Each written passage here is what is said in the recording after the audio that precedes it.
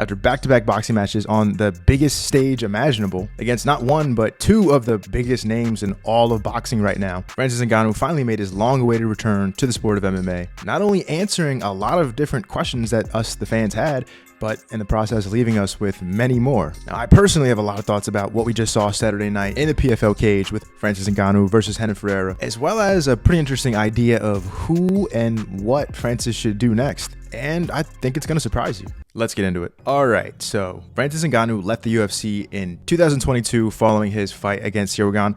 And let me remind you, this was the first pay-per-view event of the year of 2022. So with his long-awaited return to the PFL, this was Francis's first MMA fight in about 2 months shy of 3 years. Now, despite that, obviously Francis has been very busy. Of course, there was the mega fight against Tyson Fury, where Francis showed that not only was he serious about fighting the best of the best at heavyweight in boxing, but he also proved that he was seriously good enough to actually compete at that level. And then, of course, the fight against Anthony Joshua, where Francis saw the unfortunate reality of heavyweight boxing, where sometimes it just kind of comes down to who lands first. Getting brutally knocked out, and that is still kind of an understatement. That was one of the craziest knockouts that I've ever seen. And then, of course, dealing with the loss of his newborn son. I mean, to say the absolute least, Francis has been through a hell of a year. But of course, in typical Francis Ngannou fashion, none of this would even come close to being enough to stop the guy. Now, I'm going to be honest, I had no idea who Renan Ferreira was until he fought Ryan Bader, former UFC fighter, in the PFL's kind of first debut after the merger with Bellator. And the guy is an absolute giant, standing 6'8" tall, 85-inch wingspan, and at 34 years of age, which in heavyweight isn't really all that old. And then, of course, watching what he did to Ryan Bader, absolutely demolishing the guy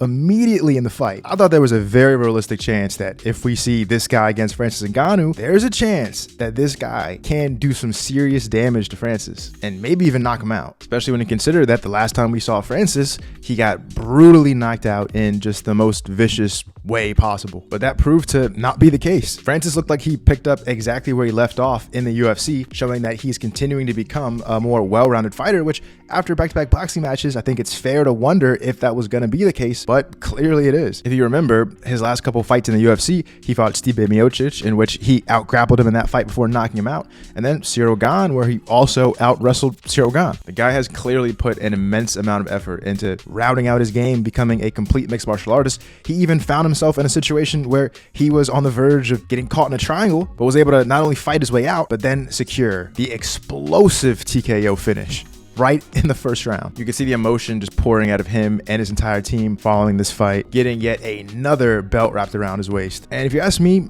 finishing the fight like that, I think that was the moment where he truly stamped the move to PFL as the right decision to make. He got to box on the highest level imaginable, proved that he was actually capable of doing it, and then got to come back to the sport of MMA, add yet another knockout victory to his resume, as well as retain his status as the heavyweight champion of the world. Now, Brett Okamoto did ask him after this fight what he plans on doing in the future, and the guy simply gave, I guess, the most appropriate answer, which is whatever he wants. Because at the end of the day, that was the whole reason that he did this move in the first place, was to have the freedom to make the decisions that made him happy. But also, I think we got to be a little realistic.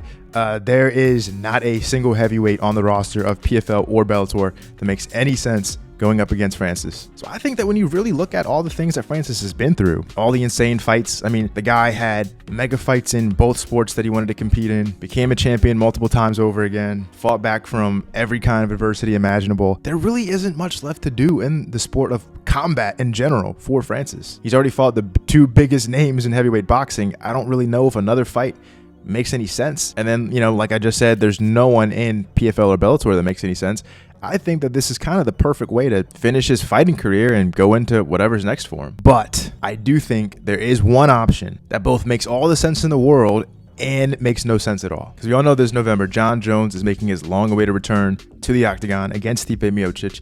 And I think it's kind of the worst kept secret right now. Both guys are pretty much confirmed to be retiring after this fight, especially Jon after a win. I think there's really no reason to keep going. Every other fight he could take, whether it's Tom Aspinall or whoever else, it's It's a lot of risk for really no reward. He's already regarded as the greatest of all time. I don't think him beating an Aspinall is going to flip anyone who refuses to accept him as the GOAT to now seeing him as the GOAT. But if that does happen and both guys retire, Tom Aspinall is going to get elevated to the undisputed champion. And I think when you look at all the insane money going around in the Middle East, putting on these mega fights back to back to back, I think that it's now more possible than ever for there to be a heavyweight unification fight, the first of its kind in MMA, between a newly crowned, undisputed UFC champion Tom Aspinall and PFL heavyweight champion Francis Ngannou. PFL's kind of hinted to it before that they'd be willing to entertain the idea of loaning Francis out for a fight. And while the UFC doesn't want to be in a position where they're promoting a rival company, I think if Turki Al-Sheikh gets his hands involved, he can give Dana an offer that he can't refuse, and they might be able to put on a once-in-a-lifetime fight. And I'm sure, even with as good as Francis looks lately, I'm sure Dana in his heart of hearts would be willing to bet on Tom Aspinall to get the job done. And I think for Tom Aspinall, he seems like the kind of guy that would be more than open to that kind of challenge. And I think for Francis, it's the only fight that would make any sense at all, other than a John Jones fight, which at this point, we know is just not going to happen. So let me know what you guys think in the comments below. What did you guys think about Francis's long-awaited return to the sport of MMA? And what do you guys think's next? Do you think Aspinall versus Ngannou makes any sense at all whatsoever? Or am I just out of my mind? Thanks for watching.